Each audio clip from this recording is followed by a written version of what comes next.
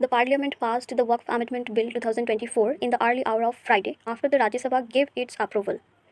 यहाँ पे 4 अप्रैल 2025 को वक्फ अमेंडमेंट बिल 2024 इसको अप्रूवल किया गया राज्यसभा से भी और लोकसभा से किया गया थर्सडे को, दैट मीन्स 3 अप्रैल ऑफ 2025 को ये अप्रूवल हो चुका है। इस बिल को पास करवाया जा चुका है और ये बहुत चर्चे में है। हर एक एजुकेशनल चैनल में या न्यूज़ चैनल में इसी को हर बार दिखाया जा रहा है। That's fine, but in this video मैं as a judicial aspirant, as a law student, इनको इस जो बिल है इसको कैसे लेंगे, क्या पता करेंगे, इसके बारे में कुछ बताने वाली हूँ। और एज अ जुडिशियल एस्पिरेंट इस टॉपिक को कैसे पढ़ा जाए और कौन कौन सी इंपॉर्टेंट चीज़ों को नोट किया जाए ताकि हमें जुडिशियल एग्ज़ाम में हेल्प हो पाए, वो आज हम बताएंगे इस वीडियो के अंदर। तो स्टार्ट करते हैं। फर्स्ट ऑफ ऑल वक्त जो कि अभी न्यूज़ में है, इस अमेंडमेंट के बारे में कुछ जान लेते हैं। तो ये अमेंडमेंट 2024 का है जो कि अप्रूवल मिला राज्यसभा से और लोकसभा से भी 3 अप्रैल को और 4 अप्रैल को। 3 अप्रैल को जो कि थर्सडे था, वहाँ पे लोकसभा ने इसको अप्रूवल करवाया। 288 पीपल थे अंडर दी लोअर हाउस और 232 वोट मिला है इस बिल को पास करवाने के लिए लोकसभा से। वहाँ से पास होने के बाद ये गया राज्यसभा में आफ्टर 12 आवर्स लॉन्ग डिबेट चली है। उसके बाद ये अप्रूव हो गया है और upper house that means Rajya Sabha में 128 वोट्स मिला जो कि 95 पीपल ऑफ दिस हाउस इसके अगेंस्ट में थे। फिर भी 128 क्योंकि ज़्यादा है तो इस बिल को पास करवाया गया और ये हो चुकी है। इसके अंदर हम जुडिशियल प्रॉस्पेक्टिव से देखेंगे कि यहाँ पे हमें क्या क्या जानना चाहिए। पहला तो हमें जानना चाहिए वक्फ होता क्या है और इसका मतलब जानना चाहिए, कौन कर सकता है, कैसे कर सकता है और ये कब हुआ है, जो कि मैंने अभी बताया है ये कब हुआ है। ये सब बहुत इंपॉर्टेंट चीज़ है GK, general knowledge, current affairs के लिए, जो कि जुडिशियल जो एग्ज़ाम होते हैं वहाँ पे पूछे जाते हैं। क्योंकि ये करंट अफेयर्स के अंदर आएंगे तो हमें ये जानना ही पड़ेगा। तो first of all as a judicial aspirant और एज अ लॉ स्टूडेंट हमें ये पता करना है कि वक्फ क्या होता है। तो वक्फ का मतलब chapter 44 of family law that means Muslim law में दिया हुआ है।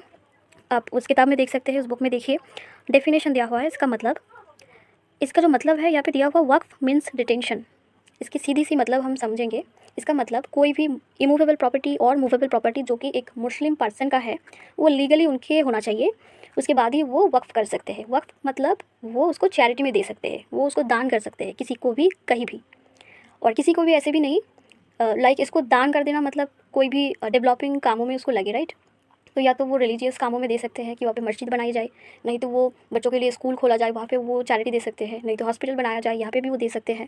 तो मुस्लिम अपने जो लीगल इमूवेबल प्रॉपर्टी होती है, मूवेबल प्रॉपर्टी भी दे सकती है, लेकिन इमूवेबल प्रॉपर्टी की बात यहाँ पे ज़्यादा हो रही है, उसको वो दान कर देते हैं और रिलीजियस कामों के लिए। इसको वक्फ बोलते हैं कुरान की भाषा में, जो कि प्रॉफिट मोहम्मद ने बोले थे। प्रॉफिट मोहम्मद ने कुरान में यही डिफ़ाइन किया था कि अगर कोई मुस्लिम जन्नत को पाना चाहता है तो वो जो अकर के बैठे हुए हैं, उसकी जो प्रॉपर्टी है, पैसे है, दौलत शौहरत है, वो सब वो अकेला भोग नहीं कर सकते। अगर उसको जन्नत पाने हैं तो उसको दान करना पड़ेगा, चैरिटी में देनी पड़ेगी फिर किसी की, ताकि हेल्प हो पाए। तो ये कुरान से ये बातें आए और ये मुस्लिम लोग जो है इसको ही मानते गए। इसके लिए इसके ऊपर एक एक्ट भी है, वक्फ एक्ट 1995, जिसको इन लोग मानते हैं। तो वक्फ का मतलब है डिटेंशन और एक ईजी मतलब है इसको चैरिटी कर देना, मतलब दान कर देना। इसका यही डेफिनेशन है। नेक्स्ट आते हैं who can make a waqf, मतलब कौन वक्फ कर सकते हैं अपने प्रॉपर्टी को।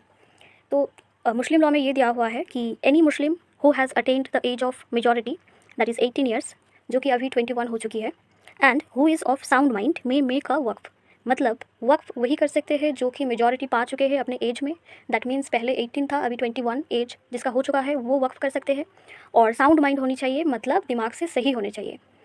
अगर दिमाग से वो सही नहीं है, अनसाउंड माइंड है, तो वो वक्फ बाद में वॉइड हो सकता है। उसके बाद ये दिया हुआ है यहाँ पे, a waqf can not be made by a guardian on behalf of the minor, such a waqf is void. मतलब अगर कोई गार्जियन अपने माइनर चाइल्ड को अपना प्रॉपर्टी वक्फ कर देते हैं तो वो वॉइड कहलवाएगा, क्योंकि वो बच्चा, वो जो चाइल्ड है वो माइनर है, उसको अभी तक मेजॉरिटी अपने एज में नहीं मिली है। और एक बात ये जानकारी के लिए आपको बता देते हैं कि अगर कोई मुस्लिम अपने प्रॉपर्टी को वक्फ कर देते हैं एट द मोमेंट, उसका बच्चा, उसका जो चाइल्ड है वो उस टाइम में माइनर था और वो पिता ने अपनी प्रॉपर्टी को वक्फ कर दिया। अगर वो बच्चा मेजॉरिटी अपने एज में पाने के बाद अगर वो बोलता है कि अपने पिता से ये कहता है कि आपने वो प्रॉपर्टी क्यों वक्फ कर दी, वो मुझे चाहिए, तो उस पिता फिर वो जो प्रॉपर्टी उसने वक्फ कर दिया उसको फिर से वापस नहीं ले सकते। ये कुरान से आई गई ये बातें प्रॉफिट मोहम्मद ने बताया दिया था कि जो एक बार वक्फ हो गया तो वो अल्लाह के नाम पे चले गए। उसको फिर से अब वापस नहीं कर सकते हैं। ये उनके रूल्स के ख़िलाफ़ है, उनके जो रिलीजियस के ख़िलाफ़ है ये। एक बार वक्फ़ हो गया तो हो गया। तो अगर वो माइनर चाइल्ड मेजॉरिटी पाने के बाद अगर ये बोलता है कि मुझे वो प्रॉपर्टी चाहिए, तो वो नहीं ले सकते। एक बार वक्फ़ कर दिया गया तो वो दोबारा से अपने पास फिर से आ नहीं सकता। अब आते हैं कौन कर सकता है वक्फ़। एक तो पहले मैंने बता दिया कि एज ऑफ मेजॉरिटी होनी चाहिए, उसके बाद साउंड माइंड होनी चाहिए, वो कर सकता है। और सेकंड है कि जो मुस्लिम वक्फ़ करेंगे उसको अपने इमूवेबल प्रॉपर्टी को लीगली दिखाना है। दैट मीन्स लीगली वो प्रॉपर्टी उनके होने चाहिए, उसके बाद ही वो वक्फ़ कर सकते हैं।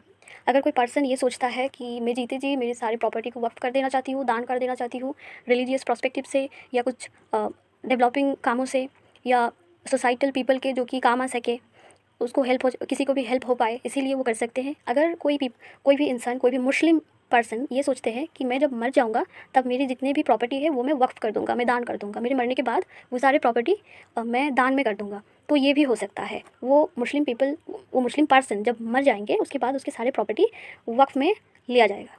आई मीन सोशल कामों में या रिलीजियस कामों में उसको लगाया जाएगा। वहाँ पे कोई और कुछ नहीं कह सकता, यानी कि उसकी फैमिली भी आके नहीं कह सकते कि ये हमारे हैं, वो मर गए तो क्या हुआ, अभी हमें ये भोग करने हैं, वो नहीं कर सकते, क्योंकि उस मुस्लिम पर्सन ने ये बता ही दिया था कि जब मैं मर जाऊँगा तो ये सारे वक्फ़ हो जाएंगे। तो यही इसका मीनिंग है। इस वक्फ़ के ऊपर बहुत सारे क्वेश्चन प्रीवियस ईयर में हो चुका है। आई मीन PYQ में आप देख सकते हैं कि कितने स्टेट में वक्फ़ के बारे में क्वेश्चन दिया हुआ है। DJS I mean Delhi judicial exam में 2020 में भी दिया हुआ है क्वेश्चन।